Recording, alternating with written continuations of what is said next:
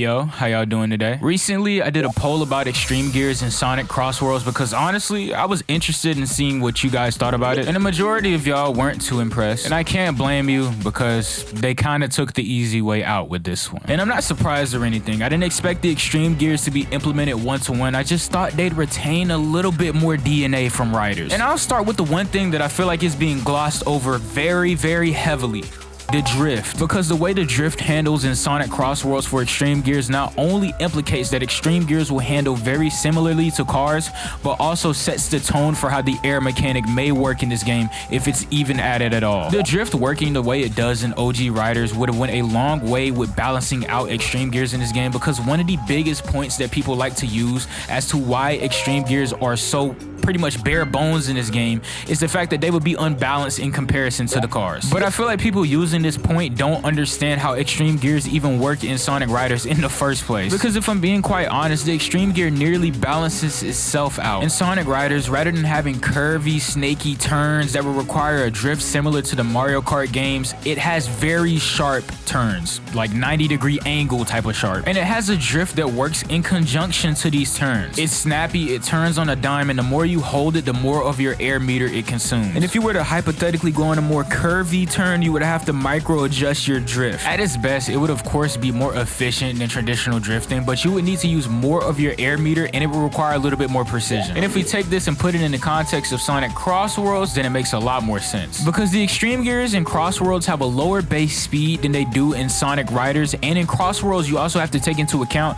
that there are a lot more offensive items. If the extreme gear drifting in CROSSWORLDS was similar to Sonic Riders, then it would be more of a skill check than anything. You get a high reward for a very heavy risk, and it's a perfect way to differentiate extreme gears from cars. You have to manage your air meter a lot more due to high difficulty turns, and on top of that you have to come up with creative ways to item dodge. But instead of getting that version of the drift, we got the same drift as the cars. Well, at least it appears to be that way. Maybe they could surprise me, but I highly doubt it. So if we got the same drifting as cars with extreme gears, then there's no reason for the air meter to be depleted while drifting, because there's no meter for the cars drifting. And that was my first problem. The drift was super cool, and it was one of the most unique things about Sonic Riders. There was a decent risk, reward, and skill to it. And that leads me to my next issue with extreme gears in Sonic CROSSWORLDS, and that is the trick system, obviously. But I'm probably not gonna harp on this point for too long, because we already knew the trick system with extreme gears would be botched when we saw that first initial bit of gameplay. I feel like this trick system works a lot better for cars, but for extreme gears, no. The animations compared to Riders 1 and Zero Gravity are just night and day. You can't fail tricks or land incorrectly, so that skill check is out of the window. And one of the big things about Sonic Riders was when you do a more complex trick and you land it perfectly, depending on the grade you get, you got a lot more air or speed or both. So it tied directly into the mechanic. And not only that, but when you charge up your jump to do a trick, it also takes up your air meter. Notice how everything you do regarding extreme gears ties to this core mechanic of the air meter. And all the things that would usually use the air meter or deplete the air meter just aren't in the game anymore, or they're just drastically altered. Drifting doesn't appear to take it up, and I don't need to charge jumps to do tricks anymore, so what is the point in even having the air meter in the game? And before you say they could add the boost mechanic from Sonic Riders, there's no point in adding that either. And that's because the items in this game pretty much just take the place of everything the boost mechanic did. So if we take all of this into account and factor in everything that was taken away from extreme gears, are these even extreme gears at this point? I've seen a lot of people on Twitter saying that this little air effect that's trailing behind the extreme gears could hint at the air mechanic making a return. But what would it even do? The most I can see them doing to differentiate extreme gears and cars in a substantial way is by giving them different perks to slot on depending on which vehicle you choose. You know, the mechanic that's keeping this game from being All-Stars Racing Transformed again. All-Stars Racing Transformed is a good game, but I'm just trying to figure out what this game does drastically different in comparison to it, aside from the perk system and the roster.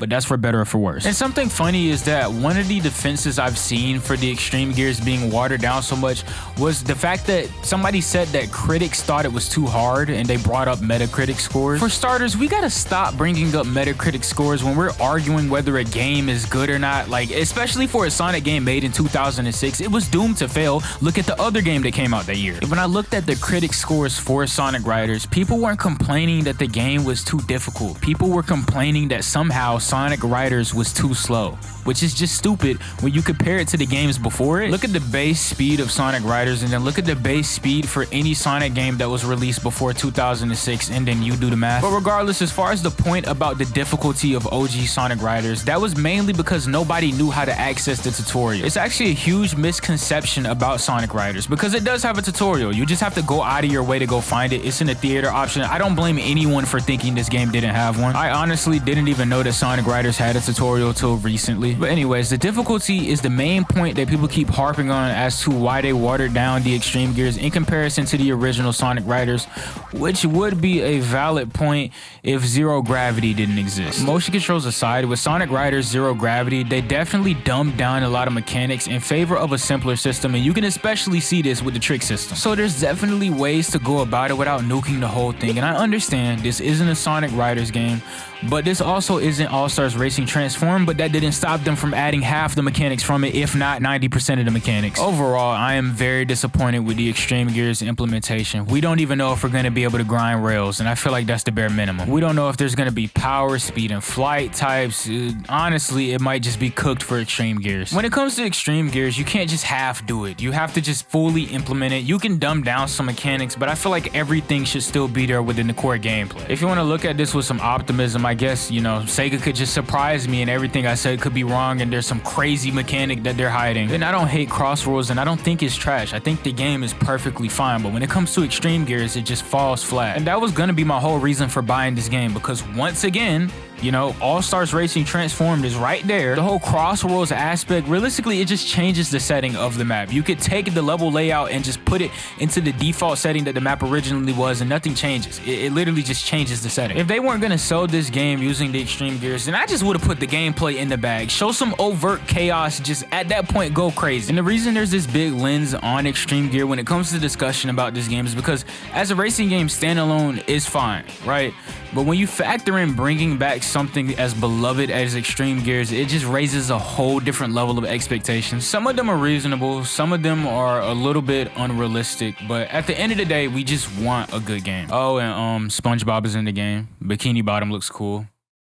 Yeah, but that was my mini rant. So in the meantime, how about no, I was gonna do a music section, then I watched the Summer Games Fest, and this game is $70 on the PlayStation 4. Not only that, but they showed some crossover characters from other Sega IPs. They showed Miku, they showed Ichiban from Yakuza, they showed Joker from Persona, and it seems cool at first, but then you realize these characters aren't gonna be base game and they're post-launch characters. They're not gonna be paid for, but they're also just not in base game. But you wanna know what is paid DLC?